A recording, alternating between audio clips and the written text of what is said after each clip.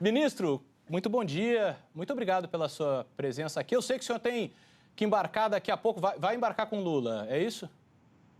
É isso. Bom dia, Thiago. Bom dia, Vitor. Bom dia, Mônica. Bom dia a todos que nos assistem pela Muito Globo bom dia. News. É uma alegria muito grande poder falar sobre esse dia de grandes realizações para a descarbonização do Brasil, para combate à pobreza energética que nós vamos fazer no norte do Brasil. Então, ministro, vamos começar por essa... Vocês têm um plano de... O Vitor trazia dados aqui para a gente tem 500 mil de pessoas sem energia hoje no Brasil. É um desafio grande na região norte. Qual o plano? Dá para levar para que número a população sem luz ou dá para acabar com isso? Olha, o otimismo é muito grande, o planejamento está muito bem feito, nós nos debruçamos esses 6 primeiros meses, em especial no programa Luz para Todos. São 500 mil pessoas ainda a saírem da pobreza energética. Nós queremos fazer isso dentro do nosso governo. Até 2026, nós queremos eliminar completamente a questão do acesso à energia. Aí sim, partir para outros desafios, por exemplo, como nós readequarmos e levarmos energia mais barata a essas populações. Mas, enfim, hoje nós vamos lançar o programa, já são 50 mil autorizações de ligações, em especial na região norte, como muito bem disse o Vitor, que é a região hoje de mais difícil acesso, mas que ainda tem o maior número de famílias sem acessibilidade à energia. Mas hoje, na inauguração da linha de Parintins, Itacoatiara e Juruti, nós já vamos estar levando energia limpa e renovável a 300 mil. Essa linha vai poder fazer com que nós possamos desligar as usinas térmicas a óleo diesel, que são pagas pelo consumidor de energia do Brasil inteiro. Hoje nós gastamos 12 bilhões na conta de desenvolvimento energético no Brasil de óleo diesel. 500 milhões serão economizados a partir de hoje, ligados a essas linhas de transmissão, economizando a energia para todos os brasileiros. É uma grande conquista e é mais uma realização que nós vamos entregar hoje para o povo do Amazonas e para o povo brasileiro. Ministro, obrigado mais uma vez por o senhor estar aqui com a gente na agenda apertada aí.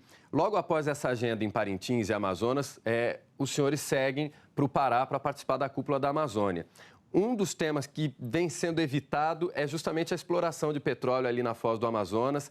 Eu sei que o seu ministério divergiu do Ministério de Meio Ambiente, teve aquele entreveiro ali, uma divergência, e basicamente toda a comunidade ambiental do Brasil questionando e muitas vezes criticando a exploração de petróleo na Foz do Amazonas. O senhor continua favorável a isso? Como é que está esse processo nesse momento? Ô, Vitor, hoje é um dia que a prova mais cabal do que eu venho defendendo desde o princípio, e que só sob a liderança do presidente Lula nós vamos alcançar, é um dia da gente compreender que nós precisamos equilibrar, num país com tantas desigualdades, a questão do desenvolvimento social, desenvolvimento econômico com frutos sociais, com a questão da sustentabilidade. Hoje, o Ministério de Minas e Energia vai anunciar o maior programa de descarbonização do planeta lá em Parintins. Nós começaremos a implantar usinas com tecnologia moderna, 10 bilhões de reais serão investidos, recursos do BNDES, recursos da CDE e recursos do Fundo da Eletrobras, para poder a gente acabar com as usinas a óleo, descarbonizar o pulmão do planeta, que é a Amazônia brasileira, e modernizarmos com usinas fotovoltaicas. E sobre a margem equatorial, o que eu defendo é o seguinte: o IBAMA tem que se aprofundar nos estudos, tem que ver quais exigências são necessárias para que a Petrobras, que é conhecida pela sua expertise na exploração de óleo com segurança, e aí eu tenho um porém, só para falar, quando a gente fala Foz do Amazonas, é importante explicar que nós estamos a 500 quilômetros da Foz do Amazonas, 188 quilômetros da costa, e que nós ainda não estamos na fase de discussão da exploração de petróleo. Nós estamos na fase de conhecer ou não as nossas potencialidades minerais naquela região que nós chamamos de margem equatorial, que não é só na Foz do Amazonas, só no Amapá, que vai do Amapá, na divisa com a Guiana e o Suriname, até o Rio Grande do Norte. Então, uma extensa reunião e talvez a última fronteira de exploração de petróleo e gás no Brasil.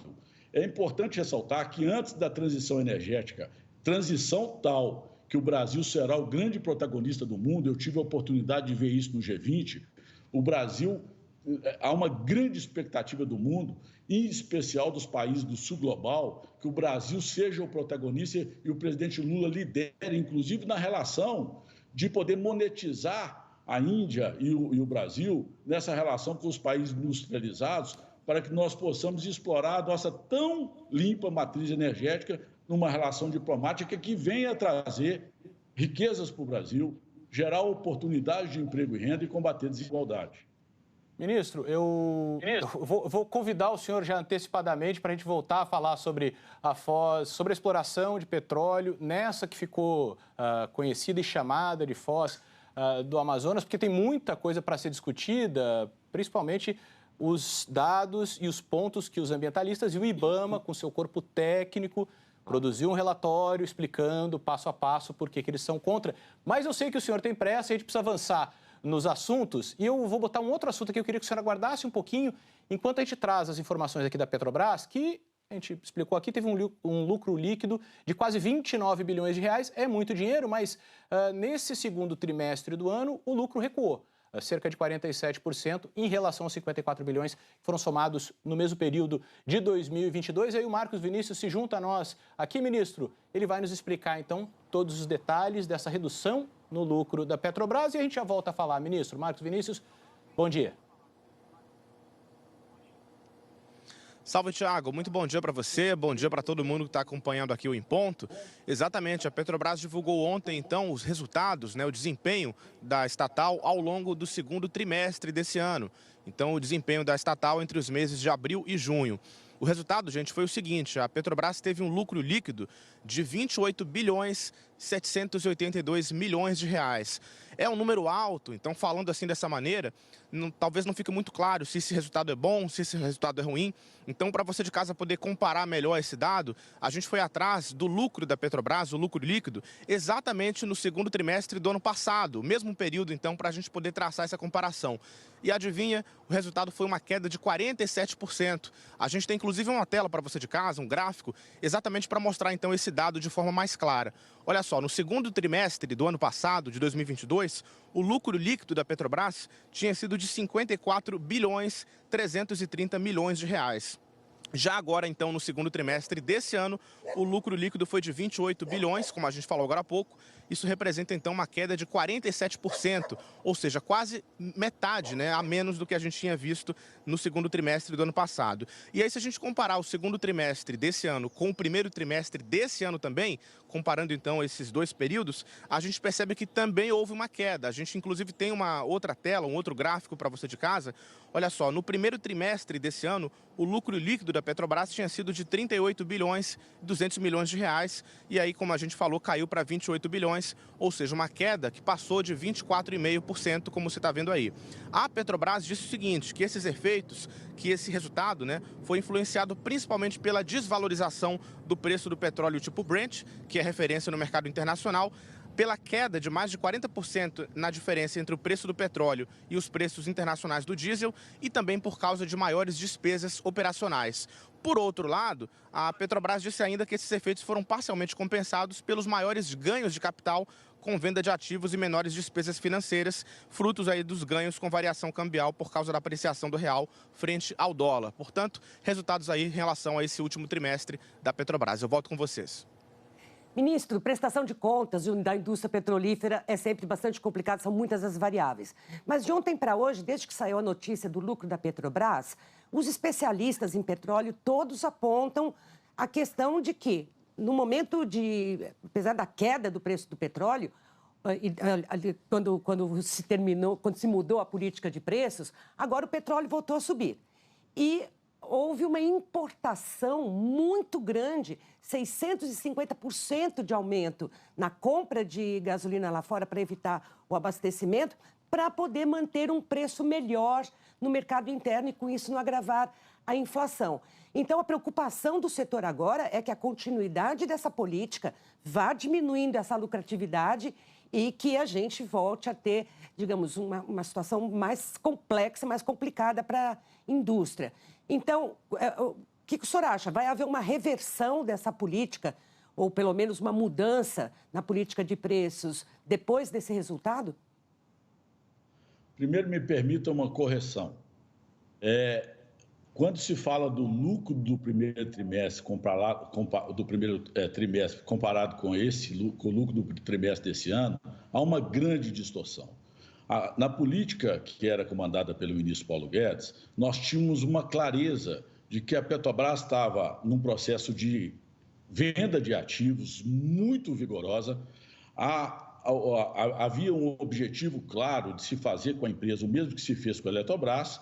Ela ia chegar num possível segundo mandato do então presidente da República para poder ser completamente vendida e o Estado brasileiro perder o seu controle. Então, parte desse lucro que foi apurado no ano passado não é fruto de lucro operacional. Os números são claros e nós temos todos os números e já apresentamos, inclusive, em público. Parte era venda de ativos. Segundo, que a Petrobras não tinha mais espaço para se continuar numa política de preço que fixava o preço no preço de paridade internacional por cima. E quando a volatilidade do barril de petróleo caía, não tinha mecanismos de trazer isso até a bomba de gasolina, a bomba de diesel, e com isso diminuir o custo do Brasil. É claro, Mônica, que nós temos completa responsabilidade como uma empresa, que inclusive tem a sua governança, que tem que prestar conta aos seus investidores, não só nacionais quanto internacionais. Mas é importante ressaltar isso. Nós temos controle completo e absoluto dos números. Ninguém está tomando prejuízo ainda na questão da importação da gasolina e do diesel para suprir o mercado interno. Nós estamos e reconhecemos no limite do preço possível de competitividade interna, que foi o modelo que nós optamos, a Petrobras optou e nós aplaudimos, para poder atender o mercado brasileiro. E os resultados estão aí. Gasolina em Belo Horizonte abaixo de R$ 5,00 na bomba. Não terá intervenção na Petrobras. A Petrobras é uma empresa autônoma. Nós sabemos e temos a responsabilidade e a noção completa, a lucidez cristalina de que qualquer intervenção do governo na Petrobras, mesmo ele sendo o controlador, vai afugentar investidores. E nós queremos, ao contrário disso, nós queremos que os investidores de longo prazo, não o especulador, o investidor que tem responsabilidade, que é uma empresa perene, que é o que nós também queremos. Por isso, nós defendemos o reinvestimento no nosso parque, inclusive de refino, para que a gente demonstre claramente para o investidor que a empresa será uma empresa responsável pelo futuro, mas nós queremos também que ela tenha o seu papel social. Ministro, eu só queria acrescentar um fato. Vazou da última reunião do Conselho de Administração da Petrobras, por integrantes, que foi dito que havia uma ordem do presidente Lula para não reajustar os preços da gasolina. Ele foi grande crítico da política anterior. Portanto, alguma intervenção do Palácio diretamente na política da empresa existe, né? Mônica, eu participei da reunião com o presidente da Petrobras e a diretoria na quinta-feira no Palácio da Alvorada com o presidente Lula e participei na integralidade da reunião onde com todos os diretores da Petrobras, com o presidente Lula no Palácio do Planalto segunda-feira, quando eles vieram fazer a demonstração do plano de investimento da Petrobras. Em nenhum momento, muito pelo contrário, o presidente Lula se dirigiu ao presidente da Petrobras ou a qualquer membro da diretoria nesse sentido. Eles disseram, de forma explícita, que estavam no limite do preço marginal e que se houvesse alguma oscilação para cima a partir de agora, que eles fariam um repasse ao preço dos combustíveis e dos seus derivados. Foi isso que foi dito. Não houve intervenção. Mais uma vez eu repito, isso é importante para que todos os investidores, todo o mercado, inclusive a Bicom, que é a Associação dos Importadores, entendam. A política de preço da Petrobras mudou, porque nós temos que ter menor custo do Brasil, nós temos que chegar com a gasolina e o diesel na bomba para atender todos os brasileiros de forma responsável. O lucro de 34 bilhões anunciado agora, Mônica, são lucros de mercado internacional. O que não era admissível é que uma empresa que valia 300 bilhões de reais na Bolsa tinha 180 bilhões de reais de lucro por ano, sendo dividido a seus acionistas, que inclusive parte desses lucros vem para o próprio governo brasileiro, já que nós somos acionistas da Petrobras. Nós queremos uma empresa lucrativa, mas uma empresa que invista numa empresa perene, uma empresa bem planejada, que nós possamos modernizar o nosso parque de refino, para que tenhamos garantia de suprimento no Brasil de gasolina, óleo diesel e outros derivados, mas nós não queremos uma empresa que faça uma extorsão ao povo brasileiro. É isso que estava acontecendo no outro governo. Ministro. Essa política realmente mudou e nós somos muito orgulhosos dela. Ministro, o senhor acabou de citar a Bicom, e aí eu queria usar alguns números, estimativa que eles têm feito, a Associação Brasileira de Importação de Combustíveis. Um tempo atrás, eles estavam trabalhando com um número informando que a defasagem do combustível vendido aqui no Brasil era de 30% em relação ao combustível que a Petrobras estava comprando. Eles agora afirmam que está um pouco acima de 20%. O senhor está dizendo que agora está no limite, se subir, tem que reajustar. Então, antes, a gente já teve acima desse limite. Como é que está sendo feito esse cálculo, né? Nós chegamos num limite agora que já foi ultrapassado antes. Qual é o juízo de valor que está sendo feito nesse momento para aumentar o combustível? Custo de produção mais distribuição. Simples assim como qualquer outra empresa que produz remédio, que produz pão. Nós temos que estimular a competitividade interna. A Bicom reclama da rentabilidade porque nos últimos 4 anos, o lucro dos importadores foi um lucro absurdo, completamente acima da média internacional. O que eu estou afirmando de forma peremptória agora é de que, primeiro, não há intervenção na Petrobras e os diretores respondem no seu CPF pela política de preços que não pode dar prejuízo aos investidores que acreditam na Petrobras, muito menos ao governo brasileiro e a todo o povo brasileiro que é acionista. Nós temos, o que foi comunicado ao presidente Lula na minha presença, que nós estaríamos no limite do preço com o barril de petróleo nos números que ele tem hoje. É claro que se houver oscilação para cima, a Petrobras terá responsabilidade com esses investidores, com a empresa, com a necessidade dos seus reinvestimentos para modernizar a empresa e os repasses serão feitos. Por isso eu quero tranquilizar os investidores. Mas que foi importante mudar a política de preço, não há como se reconhecer. Havia uma extorsão ao consumidor brasileiro, consequentemente aumentando o custo do Brasil, aumentando o preço do alimento que chega no prato de todos os brasileiros, na política de preço que não permitia a Petrobras fazer volatilidade para baixo, quando o preço do barril internacional caía. Nós estamos trabalhando no sentido de diminuirmos a taxa de juros no Brasil. Tivemos a belíssima notícia essa semana que essa queda já começa. Tudo isso, o dólar veio caindo nos últimos meses, o barril de petróleo até então estava caindo, agora que começou a subir. Todo o ambiente está criado para que a economia seja retomada. O clima de otimismo já toma as ruas do Brasil e eu acredito muito que nós teremos muita prosperidade no segundo semestre e começaremos a atingir o grande objetivo do governo do presidente Lula, que é combater a desigualdade, criar um país mais justo.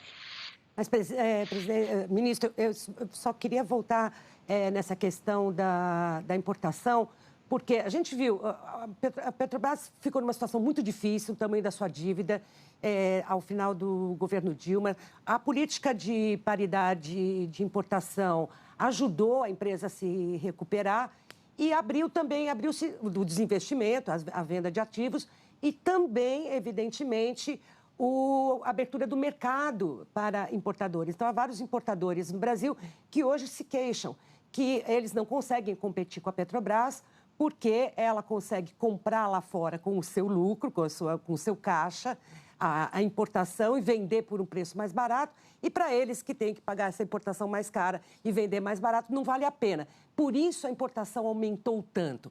Portanto, já há uma distorção no mercado. Acho que isso o senhor pode concordar. Se a Petrobras aumenta em mais de 600% a importação para conseguir suprir o mercado, é porque já tem distorção que pode se agravar ao longo do tempo.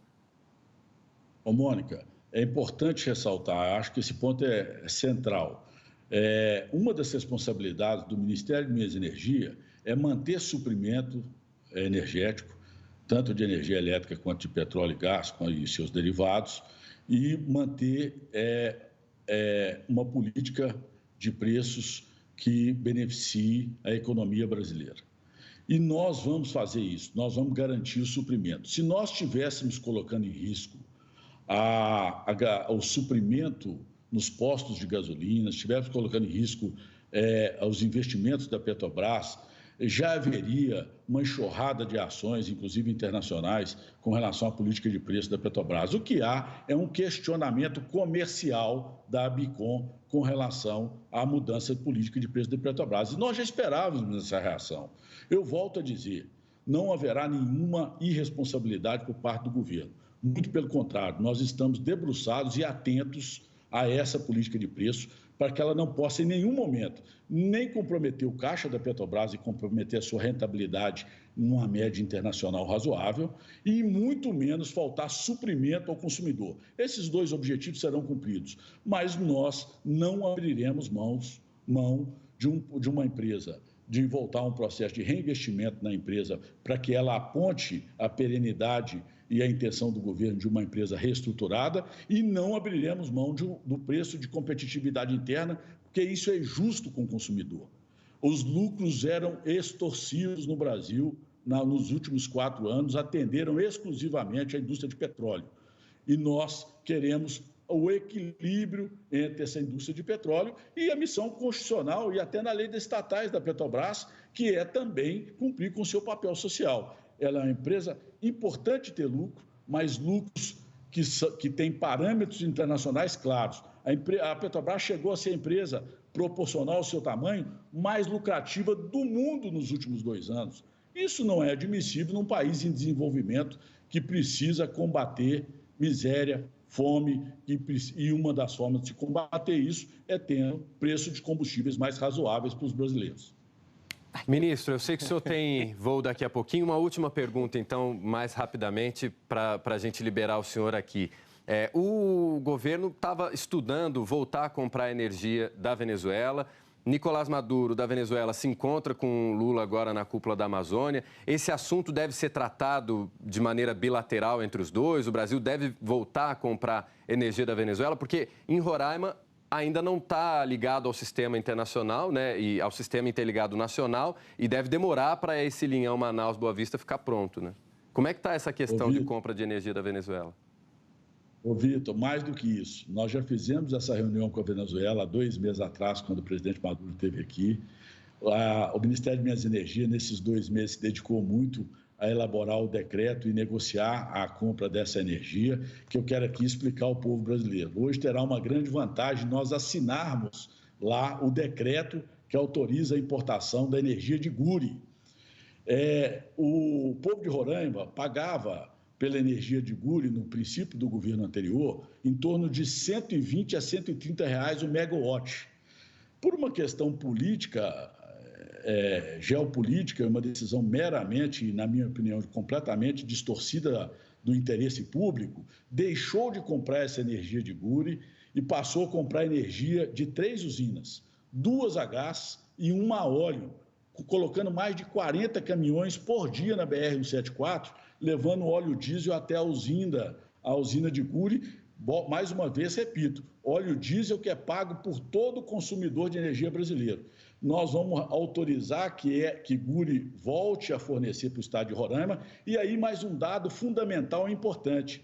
Já que nós vamos dar ordem de serviço da linha de Manaus a Boa Vista, ou seja, o último estado da federação num país do tamanho do Brasil, com a dimensão territorial que nós temos, será ligado ao Sistema Integrado Nacional, um dos mais modernos do mundo, sim, nós vamos trazer essa energia criando suprimento e criando segurança energética para o Brasil, agora não só mais para Roraima.